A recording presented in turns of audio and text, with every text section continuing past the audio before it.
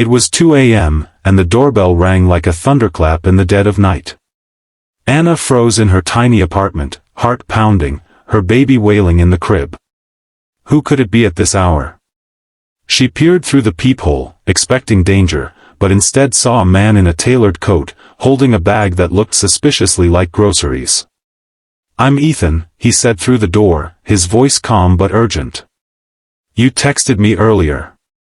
About the baby milk." Her world tilted.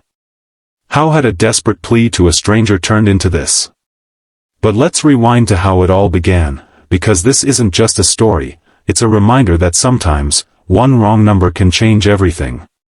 If you're watching this, hit that like button if you've ever felt that gut-wrenching desperation, and subscribe for more tales that prove kindness still exists in this crazy world. Anna Thompson was 28, a single mom scraping by in a rundown neighborhood on the outskirts of Chicago. Her days blurred into nights of exhaustion, waitressing double shifts at a greasy diner, dodging eviction notices, and praying her old car wouldn't break down again. Little Mia, her 6-month-old daughter, was the light of her life, but tonight, that light was dimming. The formula canister was empty, scraped clean with a spoon hours ago. Mia's cries pierced the thin walls, hungry and unrelenting. Anna's wallet held $3 crumpled, not enough for even a generic brand at the 24-hour store. Tears streamed down her face as she rocked Mia, whispering apologies into the dark. Her ex had vanished months ago, leaving her with nothing but debt and doubt. Friends? Family? They'd drifted away, tired of her bad luck.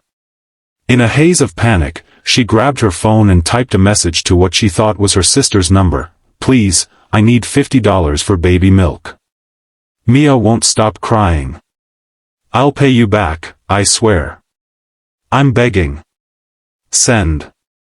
Only after did she realize, it was the wrong number. 1 digit off. She collapsed onto the bed, defeated, Mia's sobs echoing her own. Miles away, in a penthouse overlooking the city skyline, Ethan Hale stared at his phone. At 42, he was a self-made billionaire, founder of a tech empire that revolutionized renewable energy. But wealth couldn't buy sleep. Insomnia had plagued him since his wife's death 5 years ago in a car accident, leaving him alone in a world of boardrooms and empty echoes. He scrolled through emails at 1 a.m. when the text buzzed in. Baby milk? $50? He read it twice, picturing the desperation behind those words. It hit him like a wave, memories of his own childhood, orphaned young, scraping by in foster homes where hunger was a constant companion. Ethan could have ignored it. Deleted it. But something stirred. He replied, "Are you okay? Where are you?" No answer. Worry gnawed at him. Using his resources, nothing invasive, just a quick reverse lookup, he found an address linked to the number. It was a rough part of town, but he couldn't shake the image of a crying baby.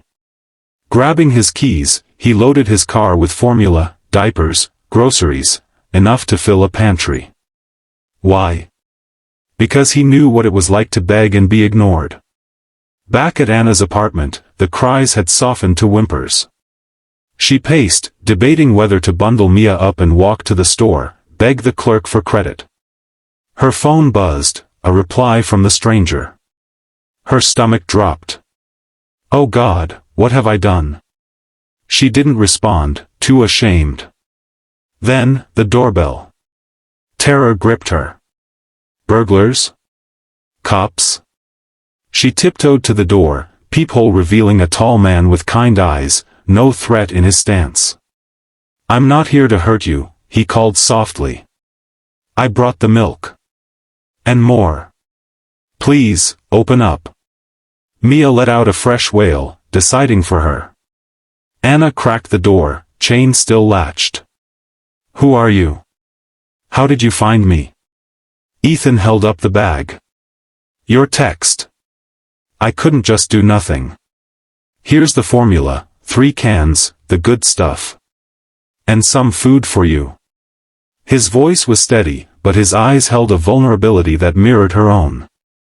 Anna unlatched the door, suspicion warring with gratitude. Why? You don't know me. She took the bag, hands trembling, and rushed to mix a bottle. Mia latched on greedily, the room falling silent for the first time in hours. Ethan lingered in the doorway, not pushing inside. Because I've been where you are. Hungry. Alone.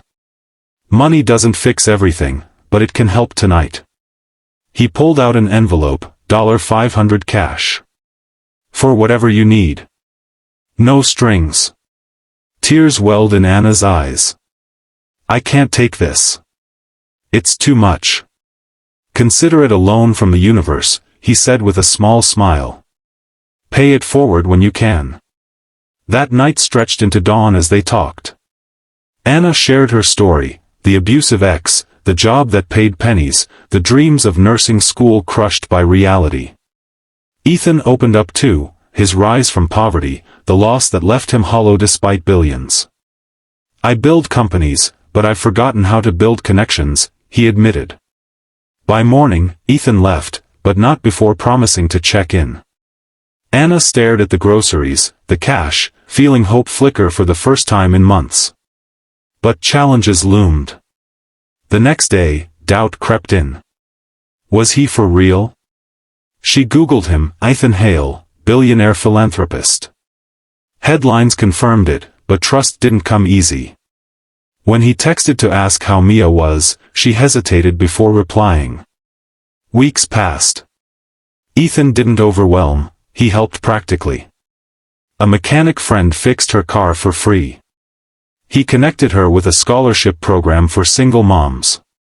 But Anna faced her own battles. Pride made her refuse more cash, insisting on repaying the $500 bit by bit from tips. One night, Mia spiked a fever, emergency room bills threatened to drown her again. Panicked, she called Ethan. He arrived, not with fanfare, but with a doctor friend who treated Mia at home, no charge. Why me? Anna asked as Mia slept peacefully. Because your text reminded me I'm more than my bank account, Ethan replied. And maybe I needed this as much as you. Their bond deepened. Anna enrolled in classes, juggling motherhood with renewed vigor.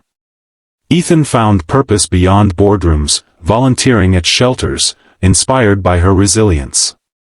But tension arose when tabloids caught wind, a photo of them at a park with Mia.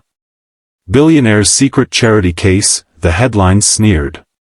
Anna felt exposed, humiliated. I don't want to be your project, she snapped during a heated call. Ethan was devastated. You're not. You're a friend. More than that. He confessed his growing feelings, but Anna pulled back, fearing imbalance. You're from another world. This can't work. Heartbroken, Ethan gave her space. Days turned to weeks. Anna missed him, the quiet support, the laughter over coffee. Mia babbled, Ethan, reaching for the door. One stormy night, Anna's car broke down again, stranding her with Mia in the rain. Swallowing pride, she texted, need help. Not money. Just you. Ethan arrived in minutes, rain-soaked, towing her car himself. In the warmth of his SUV, apologies flowed. I never saw you as less, he said. You make me better. Anna leaned in. And you remind me I'm strong. They resolved to build something real, slowly, equally. Ethan funded a foundation for single parents, with Anna as advisor. She graduated nursing school, thriving. Mia grew, calling him Uncle Ethan at first, then something more as love blossomed. Years later, at their wedding, Anna whispered, one wrong text. And everything right, Ethan finished. This story isn't just about luck, it's about reaching out, even in desperation, and the power of responding with heart. Kindness ripples, changing lives. If this touched you, smash that like button, it means the world. And subscribe for more inspiring stories that remind us we're all connected. Who knows?